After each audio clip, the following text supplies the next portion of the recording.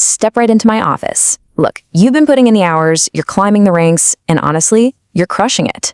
But here's the thing, managing that brand new success, it takes a totally different skill set than actually acquiring it. So in today's Explainer, consider this your private mentorship session. We're going to dig into some fiercely guarded secrets of corporate longevity that Niccolo Machiavelli mapped out over 500 years ago.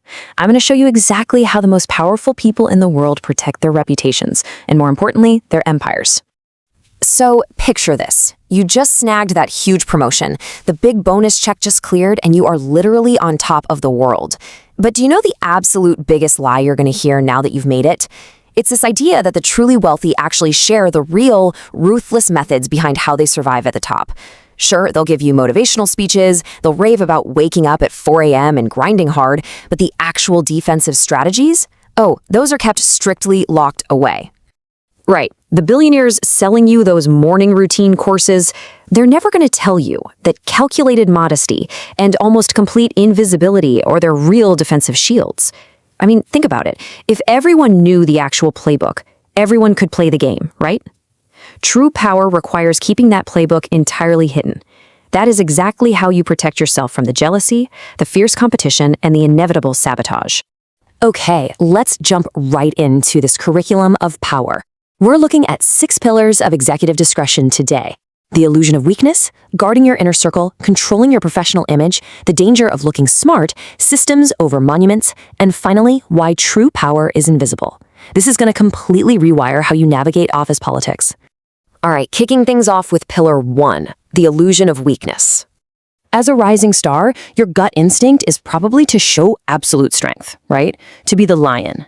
But when you act like the lion, roaring about every single win, well, jealous relatives start taking screenshots, colleagues start plotting, and you literally put a giant target on your own back. The hunters see you. But the fox is quiet. The fox blends right in. And because absolutely nobody sees the fox as an immediate threat, the fox survives. And ultimately, the fox wins the whole game without a single scratch. Let's look at this historical example of Francesco. He was a textile merchant back in Renaissance Florence. His very first year in business, he made an absolute killing, massive profits. But instead of upgrading his office or buying flashy new clothes, he kept wearing his old stuff, he stayed in his tiny shop. And whenever anybody asked how things were going, he just complained about a tight budget and a painfully slow market. And you know what happened? His suppliers actually gave him better rates out of pity. The government totally ignored him, and his competitors didn't even bother tracking him. Within 5 years, he was quietly the biggest player in the city. He literally weaponized the illusion of weakness. Which brings us to pillar 2, guarding your inner circle. Look, external competitors are manageable, mostly because you can see them coming from a mile away. The real danger, it's sitting right next to you in the boardroom. Check out this timeline of a modern startup founder in Mumbai. The guy just could not keep his mouth shut. Month 1, he hits a 100 crore valuation and throws this massive, lavish party. He's sharing his revenue, his roadmaps, his entire strategy with everyone around him, thinking it's the greatest day ever.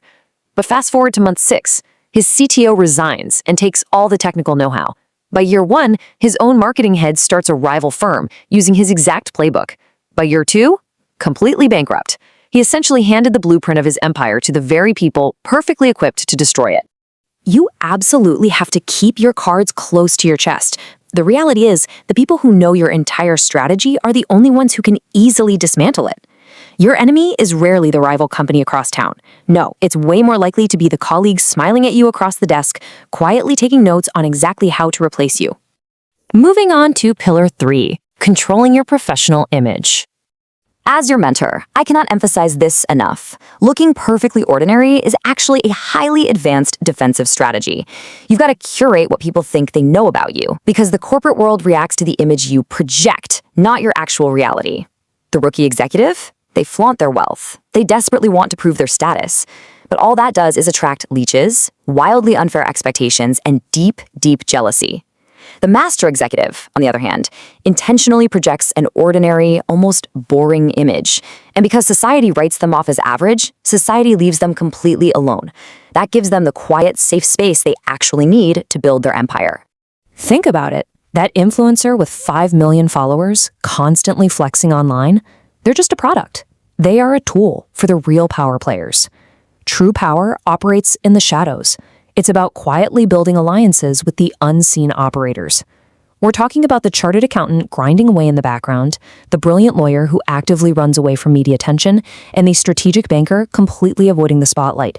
Build your network with the people who actually pull the levers of power, not the ones making the most noise. Okay, here is pillar 4, the danger of looking smart. Now, this might sound completely backwards for a rising star, but trust me, being the smartest person in the room is a massive trap. Sure, it strokes your ego, but it is toxic for your career longevity. Machiavelli saw this all the time during the Renaissance. The most brilliant, capable people were usually the first ones exiled or even killed because the kings saw them as a threat. We call this the office genius trap. If you're always showing off how smart you are, you don't get a medal, you just get more exhausting work dumped on your desk. You trigger vicious office politics, leadership starts sweating thinking you're after their job, and your peers will actively try to sabotage you out of pure insecurity. So, what's the play? You've got to master the art of calculated humility. You get a promotion? Just tell everyone you got lucky or the boss was in an unusually generous mood. When you have a brilliant idea, introduce it slowly, maybe even phrase it so your coworkers feel like they helped come up with it. When you seem unassuming, people drop their guards. They start speaking freely around you. And that is exactly when you gather the critical intelligence you need, all while they completely underestimate what you're really capable of. Let's look at pillar 5, systems over showy monuments. This is all about how you handle the actual financial rewards of your success. And there's a huge difference between building a monument and building a system. Fast money disappears fast, especially when you're making a ton of noise about it. Look at this poor guy from the 2017 crypto boom. Month 1, he invests 1 lakh. Month 2, boom, 5x returns. But instead of quietly securing that bag, he brags about it to everyone on Facebook. Big mistake. By month 3, he's getting hit with income tax notices. And worse, extended family members are showing up making physical threats for loans. The stress gets so crazy that by month 4, he panic sells the whole thing. He lost his wealth and his peace of mind entirely because his ego just had to show off. If you look at history, the grand families who built these massive palaces and threw crazy parties to flex their wealth, almost all of them went bankrupt within 3 generations. They built monuments. The families that built trade routes and quiet infrastructure, they stayed powerful for centuries. So every single month you need to look at your bank account and ask yourself, am I buying an ego monument right now? Like a Ferrari or a flashy Rolex that literally just drains cash to feed my pride?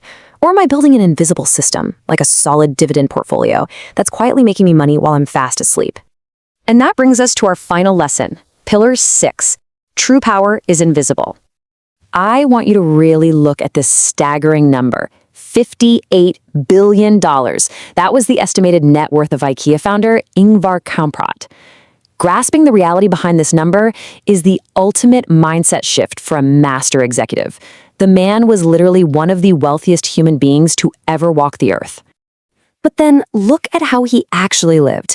He exclusively flew economy class. He daily drove a 15-year-old beat-up Volvo. He literally clipped discount coupons for his groceries and shopped at the local vegetable markets himself. People openly laughed at him. They called him a massive cheapskate. But they completely missed the genius of what he was doing.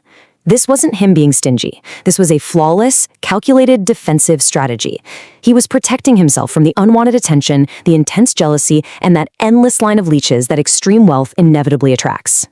It's like the old saying goes, money screams for attention because it's insecure, but wealth whispers because it has absolutely nothing left to prove. When you finally reach that point where you no longer feel that desperate, burning need to prove your success to your old high school classmates or your competitive coworkers, that is the exact moment you graduate from just having money to being truly, untouchably wealthy. So it's time to actually implement this in your own career right now. Stop wearing those massive brand logos that just turn you into a walking billboard. Stop posting every single career victory or financial windfall online. Instead, become the person who sits silently in the boardroom, but who secretly possesses an entire empire in the background. Because the second you stop trying to prove your wealth, you finally start protecting it.